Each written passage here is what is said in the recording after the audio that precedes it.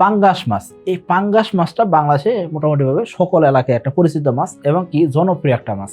বিশেষ করে 2000 সালের পর থেকে নিয়ে এই মাছটা খুব বেশি প্রচলিত ছিল এবং কি বাংলাদেশের মানুষের আমিষের অভাব পূরণ করার জন্য পাঙ্গাসের বিশেষ একটা ভূমিকা ছিল।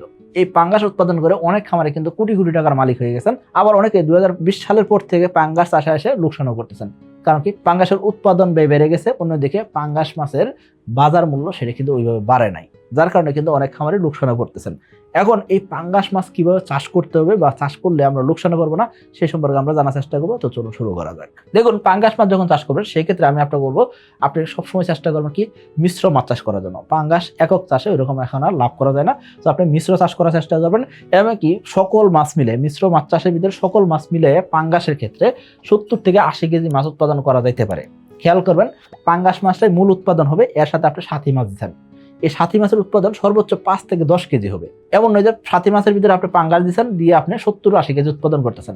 আপনি কি করতেছেন, মোটামুটিভাবে 60 কেজি বা 70 কেজি পাঙ্গাস উৎপাদন করতেছেন, এর সাথে 5 থেকে 10 কেজি আপনি তেলাপিয়া উৎপাদন করলেন, সেই ক্ষেত্রে সম্ভব।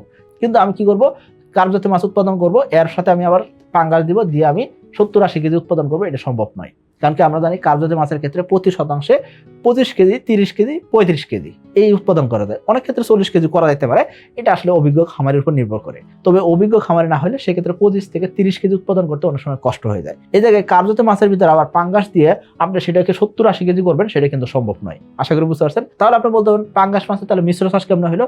পাঙ্গাস মাছ আগে শতাংশে আমরা 70 পিস 80 পিস দিতাম, দিয়ে আমরা প্রতি পিস মাছ 1200 গ্রাম 1300 গ্রাম করে উৎপাদন করার চেষ্টা করতাম এবং কি 80 কেজি 90 কেজি উৎপাদন করা যেত বা 100 কেজি অনেকে উৎপাদন করতে পারতাম।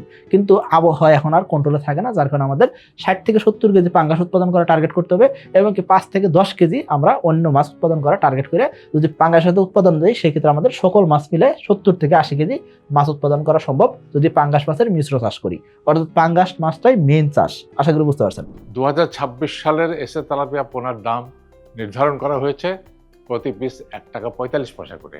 তবে 2026 সালে জানুয়ারি ফেব্রুয়ারির মধ্যেও বুকিং করতে পারেন, তাহলে আপনি পাবেন প্রতি পিস 1 টাকা 30 পয়সা করে। তাহলে আর দেরি কেন, আজই এসে তেলাপিয়া পোনার অর্ডার করুন। তাহলে আপনারা বলতেন ভাই পাঙ্গাস মাছের একক চাষ করা যাবে না? হ্যাঁ, একক চাষ এখনো করা যাবে, কিন্তু আসলে লাভজনক না। ধরুন আপনি পাঙ্গাস মাছের একক চাষ করতেছেন, একক চাষ করে 1 লক্ষ টাকা খরচ করে পাঙ্গাস উৎপাদন করলেন, বাজারে বিক্রি করার সময় অনেক সময় 90,000 টাকা বিক্রি করতে হতে পারে, অনেক সময় 1,10,000 টাকা বিক্রি করতে হতে পারে। তার মানে যদি লাভ হয় সেক্ষেত্রে সর্বোচ্চ 10,000 টাকা 15,000 টাকা লাভ হয়, এর বেশি লাভ হয় না। আবার লস হলেও কিন্তু অনেক সময় লস হইতে পারে। তো একক চাষ এই জন্য আমরা করতে নিষেধ করে থাকি। পাঙ্গাস চাষ করলে অবশ্যই মিশ্র চাষটাই করবেন। পাঙ্গাস চাষের ক্ষেত্রে কোন ধরনের পুকুর সিলেক্ট করব, মৌসুমী পুকুর নাকি 12 মাস পানি থাকে এরকম পুকুর? দেখেন, পাঙ্গাস চাষে যদি আপনি মৌসুমী পুকুর সিলেক্ট করেন সেক্ষেত্রে কমপক্ষে 5 থেকে 6 মাস পানি থাকবে এরকম পুকুর সিলেক্ট করতে হবে। এবং কি মৌসুমী পুকুরে যদি পাঙ্গাস চাষ করেন সেক্ষেত্রে আপনি 2টা কাজ করতে পারেন। একটা হলো ছোট পোনা নিয়ে এসে নার্সারি করে বিক্রি করতে পারেন, অথবা আপনি বড় পোনা ছাড়লেন 300 গ্রাম 400 গ্রাম 500 গ্রাম ওজনের মাছ ছাড়ে আপনি এটাকে মোটামুটি 1.5 কেজি বা 1.5 কেজি ওজন করে বিক্রি করতে পারেন। অর্থাৎ আধা কেজি ওজনের মাছ ছাড়ছেন, 5 মাস বা 6 মাস পালন করে এগুলাকে বাজার উপযোগী সাইজ করে আপনি বিক্রি করতে পারেন। কিন্তু আপনি যদি চিন্তা করেন যে মৌসুমী পুকুরে আমি কি করবো, ছোট পোনা ছেড়ে এগুলাকে 1 কেজি 2 কেজি করবো, এটা কিন্তু সম্ভব নয়। এই ক্ষেত্রে আপনাকে 12 মাস পানি থাকে এরকম পুকুর সিলেক্ট করতে হবে। আশা করি বুঝতে পারছেন। এখন এই যে পাঙ্গাস চাষ করবো সেই ক্ষেত্রে নার্সারি পুকুর জরুরি কিনা? হ্যাঁ, পাঙ্গাস চাষের ক্ষেত্রে নার্সারি পুকুরটা খুবই জরুরি। আপনি কি করবেন, 5 থেকে 40% জায়গার ভিতরে নার্সারি করে নিতে পারবেন। নার্সারি করে নিয়ে মাছগুলোকে একটু সাইজ করে নিলেন, সাইজ করে নিয়ে আপনি মাছগুলোকে চাষে দিবেন। এখন নার্সারি পুকুরের গভীরতা 3.5 ফিট থেকে 4 ফিট কমপক্ষে হইতে হবে, এর বেশি গভীর হলেও সম্ভব। তবে পাঙ্গাস মাছের পুকুরের গভীরতা 3.5 ফিট 4 ফিটের নিচে যাতে না হয় এদিকে খেয়াল করতে হবে। পাঙ্গাস মাছ যখন চাষ করবেন সেক্ষেত্রে নার্সারি করে নিলেন, নার্সারি করার পর আমরা কি করবো, চাষের পুকুরে দিব। চাষের পুকুর দেওয়ার সময় আমরা কি করবো, ছোট বড় সকল পুকুরে আমরা পাঙ্গাস চাষ করতে পারি। অর্থাৎ 5-10 জায়গাতেও পাঙ্গাস চাষ করা যায়। এই পাঙ্গাস চাষের ক্ষেত্রে পুকুরের গভীরতা কতটুকু দরকার হবে? চাষের পুকুরের গভীরতা 4 ফিট 5 ফিট 10 ফিট হলেও কোনো সমস্যা হয় না। অর্থাৎ ছোট বড় যে কোনো পুকুরে পাঙ্গাস চাষ করা যায় এবং কি কম গভীর বেশি গভীর পুকুরেও পাঙ্গাস চাষ করা যায়। কারণ কি পাঙ্গাস মাছের অক্সিজেন চাহিদা কম থাকে। এই যে আমরা পাঙ্গাস চাষ করবো সেই ক্ষেত্রে আমাদের পুকুর প্রস্তুত করতে হবে। পুকুর প্রস্তুতির সময় আমাদের অবশ্যই জলজ আগাছা যেগুলো থাকে এগুলো পরিষ্কার করতে হবে, ইঁদুরের গর্ত থাকে, কাঁকড়ার গর্ত থাকে, এগুলো ভরাট করতে হবে। এর পাশাপাশি অবাঞ্ছিত মাছ রাক্ষস মাছ থাকলে সেগুলো নিধন করতে হবে। আমরা চুন প্রয়োগ করে নিব, পুকুরের তলদেশটা ফাটাই নিব, নিয়ে আমরা কি করবো, ডিপের পানি পুকুরে প্রবেশ করাবো অথবা বাইরে থেকে পানি নিয়ে এসে অবশ্যই আয়রন মুক্ত পানি নিয়ে এসে আমরা পুকুরে পানি সংগ্রহ করব। সংগ্রহ করার পরে আমরা সার অথবা প্রোবায়োটিক দিয়ে পুকুর পানি সবুজ করে নিব। আমরা অনেকে সার ব্যবহার করি, অনেকে প্রোবায়োটিক ব্যবহার করি। আমি আপনাকে সার ব্যবহার করতে নিষেধ করবো, আপনি প্রোবায়োটিক ব্যবহার করেই চাষ করতে পারেন। এখন আপনি বলতেন ভাই আমি তো সারা জীবন সার প্রয়োগ করে পুকুর প্রস্তুত করলাম, এই ক্ষেত্রে নতুন করে বলতেছেন, হ্যাঁ নতুন করে আধুনিক উপায়ে মাছ চাষ করে সবচেয়ে ভালো, এই ক্ষেত্রে রোগ ব্যাধি কমে এবং মাছ চাষে আপনি লাভবান বেশি হতে পারবেন। এই যে আপনি পাঙ্গাস চাষ করবেন সেক্ষেত্রে পোনা মজুত করবেন, কিভাবে মজুত করবেন? অবশ্যই সুস্থ সবল পোনা মজুত করবেন। উন্নত জাতের চাপের পাঙ্গাস দিয়ে চাষ করতে পারেন অথবা নতুন পোনা দিয়ে চাষ শুরু করতে পারেন। অর্থাৎ পাঙ্গাস চাষের ক্ষেত্রে এমন কোনো নিয়ম নাই যে আপনাকে নতুন পোনা নিয়ে চাষ করতে হবে। আপনি শীতের পরে চাষে যাবেন, সেই ক্ষেত্রে চাপের পোনা পাইতেছেন যে মোটামুটি 3 ইঞ্চি 5 ইঞ্চি সাইজের পোনা পাইতেছেন, এগুলো দিয়ে আপনি চাষ শুরু করতে পারেন। অবশ্যই জাতটা আপনি দেখে নেবেন, ভালো জাতের পোনা কিনা সেটি দেখে নেবেন। এই যে পাঙ্গাস যখন চাষে দিবেন সেই ক্ষেত্রে পোনার সাইজ 100 গ্রাম বা তার বেশি হলে সবচেয়ে ভালো হয়। অর্থাৎ 10 piece, 5 piece, 3 piece, 2 piece KG হলে আপনি চাষে দিবেন, সেক্ষেত্রে রেজাল্ট ভালো পাবেন, দ্রুত সময় রেজাল্ট করতে পারবেন। শতাংশে মজুত করব যে মজুত ঘনত্ব কি হবে? প্রতি শতাংশে 50 থেকে 60 পিস পাঙ্গাস মাছ মজুত করতে পারি এবং কি আমরা কি করব, 1.5 কেজি 1.5 কেজি ওজন হলে আমরা কিছু মাছ বিক্রি করে দিব। অর্থাৎ 1.5 কেজি মাছ ওজন হয়ে গেছে, আমরা কিছু মাছ কমাইলাম, বাদ বাকি যে মাছগুলো থাকলো এগুলোকে আমরা 2 মাস পর আবার কিছু বিক্রি করলাম। এইভাবে যদি বিক্রি করেন সেই ক্ষেত্রে দেখবেন কি একই পুকুর থেকে উৎপাদন করা যাচ্ছে 70 থেকে 80 কেজি অনায়াসে উৎপাদন করা যায় এবং কি আপনাকে তেমন একটা ঝুঁকি নিতে হবে না। আশা করি বুঝতে পারছেন। এসে তেলাপিয়া পোনা খায় কম, বাড়ে বেশি, আর তাই খামারি ভাইদের প্রথম পছন্দ এসে তেলাপিয়া পোনা। এসে তেলাপিয়ার পোনা ডেলিভারি শুরু হবে 15 মার্চ থেকে, আর ডেলিভারি চলবে 25 নভেম্বর পর্যন্ত। তাহলে আর দেরি কেন, আজই এসে তেলাপিয়া পোনার অর্ডার করুন। এই যে পাঙ্গাস চাষ করবেন সেক্ষেত্রে পোনা মজুত করার পরবর্তী সময় কি কাজ করতে হবে? 1 নম্বর হলো ভালো মানের প্রোটিন সমৃদ্ধ খাবার দিতে হবে। ছোট পোনা যেহেতু 35 থেকে 40% প্রোটিন সমৃদ্ধ খাবার খাবে, আস্তে আস্তে প্রোটিনের মাত্রাটা 27 থেকে 28 এসে ঠেকবে।